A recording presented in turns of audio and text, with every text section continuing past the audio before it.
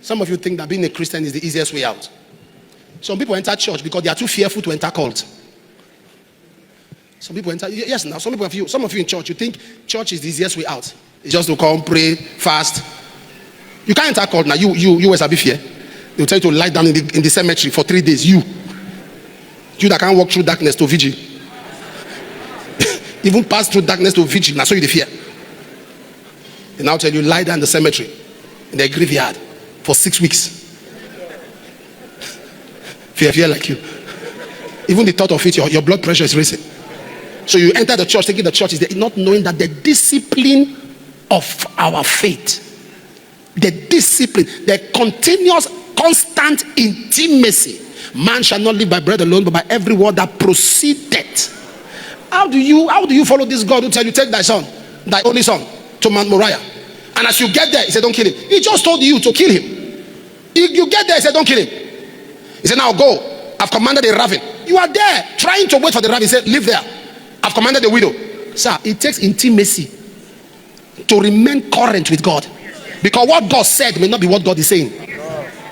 It takes intimacy to remain current with God. Can I say this to you? You cannot be disadvantaged when you maintain intimacy. You can't be disadvantaged. How come a whole church, somebody died, nobody saw it? How come somebody had an accident, nobody picked it, nobody saw it? What has the church become? When John the Baptist sent disciples to Jesus, he said, are you the one, or should you expect another? Because John had an expectation. He had an imagination, rather, of Jesus, expecting Jesus to come bring him out of prison. But by what Jesus engaged his disciples with after the disciples of John left, when they left, Jesus asked them, who did you go to the wilderness to see? A reed shaken by wind? Of all born of women, none greater than John the Baptist. It means John was greater than Abraham, than Isaac. Now from the context of that discourse between Jesus and the disciples after John's disciples left, you now understand now why John was expecting Jesus to bring him out. Jesus was expecting John to walk out.